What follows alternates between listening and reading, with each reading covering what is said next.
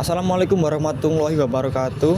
Perkenalkan, nama saya Muhammad Aksin Romadlon dari program studi Ilmu Politik FISIP Universitas Islam Negeri Sunan Ampel, Surabaya.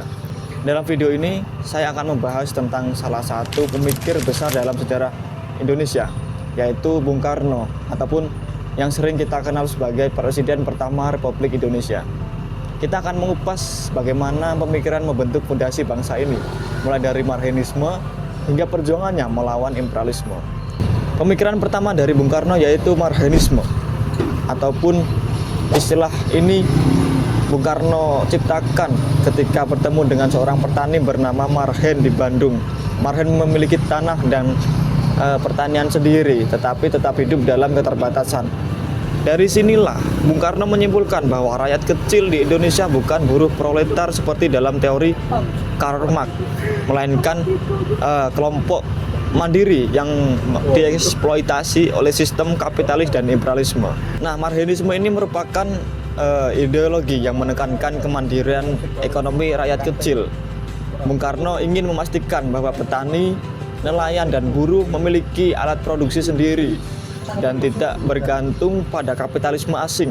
Bagi Bung Karno, sistem ekonomi harus berpihak pada rakyat, bukan pada kaum pemilik modal besar. Nah, pemikiran kedua dari Bung Karno yaitu Nasakom, nasionalisme, agama, dan komunisme. Indonesia yang merupakan negara kaya akan keberagaman ideologi. Ada kelompok nasionalis, ada kelompok berlandaskan agama, dan ada kelompok yang menganut paham Marxisme ataupun komunisme. Sayangnya, di awal kemerdekaan, kelompok-kelompok ini sering bertentangan satu sama lain. Bung Karno yang melihat bahwa perpecahan ini bisa menghambat pembangunan bangsa, maka ia merumuskan konsep Nasakom, nasionalisme, agama, dan komunisme sebagai upaya untuk menyatukan semua kekuatan politik di Indonesia. Nasionalisme ini merupakan sebagai jiwa kebangsaan, agama sebagai moralitas, dan komunisme sebagai semangat perlawanan terhadap kapitalisme dan imperialisme. Dengan Nasakom ini, Bung Karno berharap bisa meredam konflik politik dan menjadikan Indonesia lebih solid dalam menghadapi ancaman dari luar maupun dalam negeri. Selanjutnya, pemikiran dari Bung Karno yaitu demokrasi terpimpin. Ini merupakan sistem parlementer di Indonesia. Pemikiran selanjutnya dari Bung Karno yaitu demokrasi terpimpin. Setelah sistem parlementer di Indonesia mengalami ketidakstabilan akibat konflik antar partai, Bung Karno memperkenalkan konsep demokrasi terpimpin pada tahun 1959. Dalam sistem ini, kekuasaan negara lebih terpusat pada pemimpin yang kuat, dengan Soekarno sebagai tokoh sentralnya. Menurut Bung Karno, sistem demokrasi liberal yang ditetapkan sebelumnya tidak cocok untuk Indonesia. Karena kenapa? Karena terlalu banyak perdebatan yang menghambat pembangunan. Demokrasi terpimpin bertujuan untuk menciptakan stabilitas politik dan mengarahkan kebijakan negara dengan lebih tegas.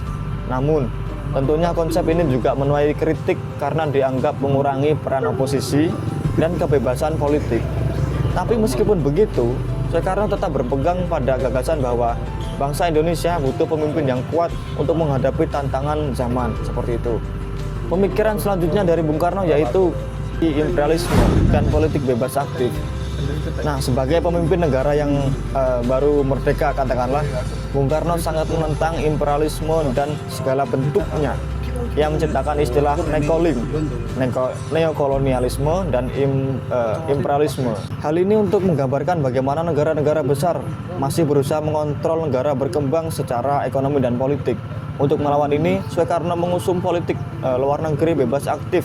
Artinya, Indonesia tidak berpihak pada blok barat ataupun AS dan sekutunya, maupun blok timur Uni Soviet dan sekutunya. Hal ini ditunjukkan dalam perannya ketika digerakkan non-blok ataupun JNB dan penyelenggaraan konferensi Asia Afrika atau KAA 1955 yang menginspirasi banyak negara dunia ketiga untuk melawan kolonialisme. Namun selain itu, dalam pidatonya di sidang PBB tahun 1960, Bung Karno secara terang-terangan menentang dominasi negara-negara besar dan mengajak negara-negara berkembang untuk bersatu melawan ketidakadilan global. Nah, dari pemikiran-pemikiran Soekarno mulai dari Marxisme, Nasakom, demokrasi terpimpin, hingga perlawanan terhadap imperialisme, ini menunjukkan bahwasanya Pemikiran Soekarno benar-benar mencerminkan perjuangan untuk membangun Indonesia yang bersifat mandiri, bersatu, dan berdaulat. Nah, terima kasih. Mungkin itu penjelasan ataupun penyampaian materi dari saya terkait dengan salah satu tokoh besar dalam sejarah Indonesia, pemikir besar dalam sejarah Indonesia, dan merupakan presiden pertama Republik Indonesia seperti itu. Nah, lalu bagaimana nih menurut kalian? Apakah pemikiran Soekarno masih relevan dengan kondisi Indonesia saat ini? Tulis pendapat kalian di kolom komentar. Jangan lupa like, share, and comment ya. Terima kasih. Wassalamualaikum warahmatullahi wabarakatuh.